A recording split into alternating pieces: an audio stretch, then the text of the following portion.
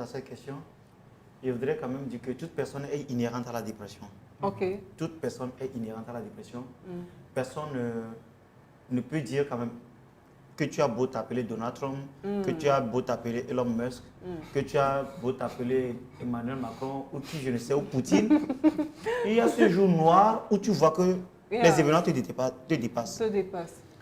Rappelez-vous à Gethsemane, à un moment donné, Jésus a vu l'épreuve, il a dû faire une prière, il a dit Seigneur, si seulement cette coupe. Vous comprenez à un moment donné que déjà, si la divinité même rencontre l'épreuve, et maintenant, nous, l'humanité, nous sommes face à cette épreuve, bon, si le bois vert subit, nous, le bois sec, qu'est-ce qu'on fera? Qu'est-ce qu'on peut faire? Et donc, je dirais que toute personne est inhérente à la dépression, et la dépression n'est pas une fatalité. La dépression n'est pas une fatalité, mais c'est la réaction face à la dépression. C'est comment faire de cette réaction, cette dépression, un stimuli pour passer à une étape supérieure qui est importante. Et moi, je dirais que chaque dépression vient pour grandir l'homme à gravir une étape supérieure de sa vie. Et quand on voit un peu tous ces hommes de Dieu qu'on a eu à citer dans la Bible, une fois l'épreuve affranchie, il y a toujours une élévation qui suit. Il y a une élévation qui suit.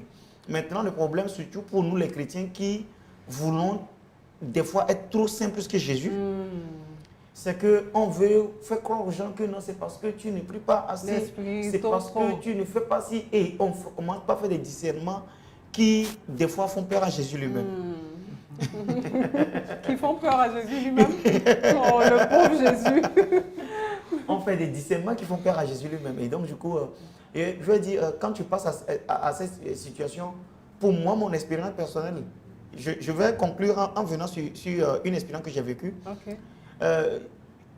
Il faut quand même avoir une personne dans ces moments qui est prête, pas forcément une personne de ta famille, mais une personne qui est comme, tu vois, quand on range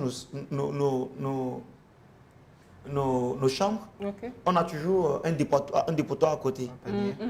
Il faut avoir une personne qui va jouer ce rôle, chez qui tu vas te voir tel que tu es. Tu vas être honnête avec toi-même. Tu n'as pas besoin d'être dans le paraître, mais tu vas être honnête avec toi-même.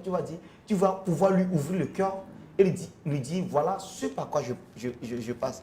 Et le choix de cette personne est très fondamental parce que des fois, tu as choisi certaines personnes qui demain deviennent vraiment d'autres sources de crise. C'est là le rôle du chrétien que nous sommes vraiment, vient vraiment tout gâcher.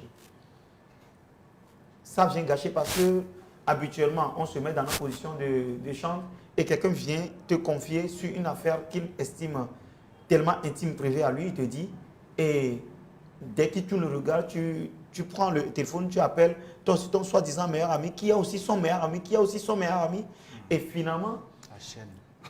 Tu te rends compte que la chaîne d'information. Le meilleur ami du meilleur ami de ton meilleur ami se trouve être ton meilleur ami qui vient te narrer ta propre histoire. Donc tu te dis, finalement. Et donc, ça déstabilise. Gospel. Ça déstabilise. Et moi, je me dis, dans ces genres de circonstances, préparer ces personnes, c'est savoir quand même que tu n'auras pas la solution à tous les problèmes que tu auras. Tu n'auras pas toujours les solutions. Il y aura toujours quelqu'un qui va te porter. Jésus lui-même, quand on transportait la croix à un moment donné, il s'est fait aider.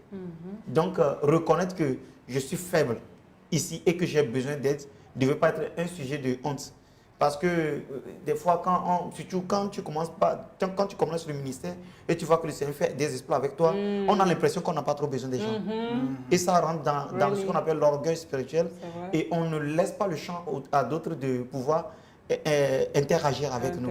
C'est très très mauvais. Autant tu peux être fort, être au sommet de l'Himalaya, autant une personne qui est dans les plaines de Palimé va te donner une direction. Autant un bébé, tout de suite, va dire quelque chose qui va te donner un déclic.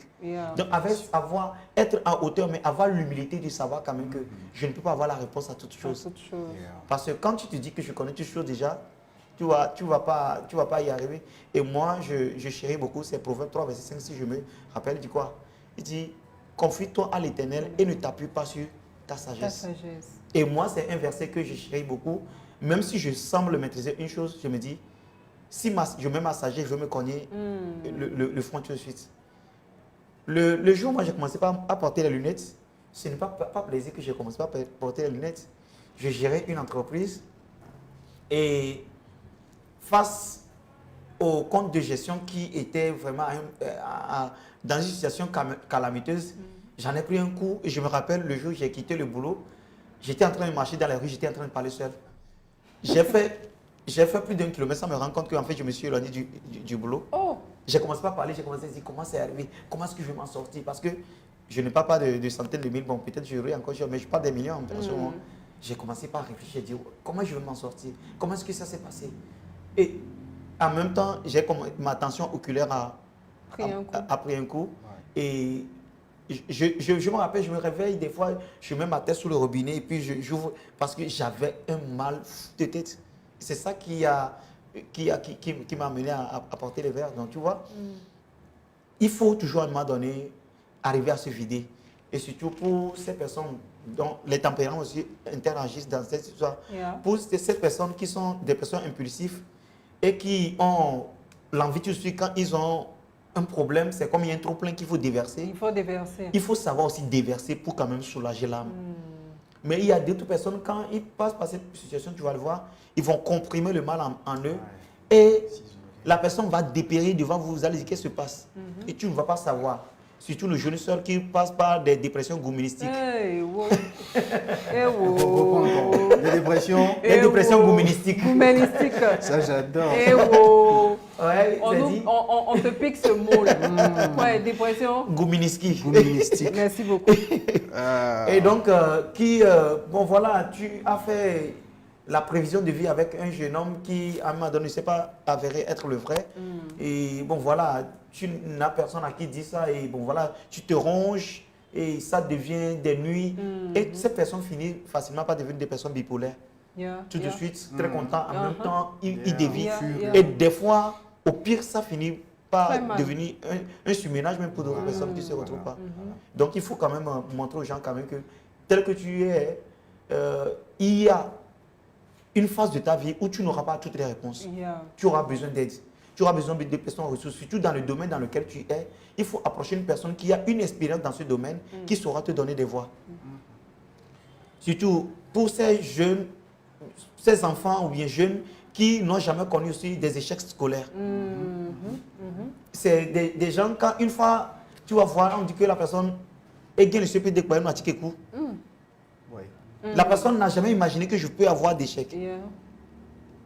C'est des choses qui arrivent. Il faut qu'on dise, c'est dit, et comme le verset qu'on a cité, tout ce qu'on concourt au bien de ceux qui aiment Dieu, il faudrait que quand ça t'arrive, que tu aies quand même la maturité, surtout la maturité, de savoir quand, Seigneur, qu'est-ce que tu veux que j'apprenne de cette situation.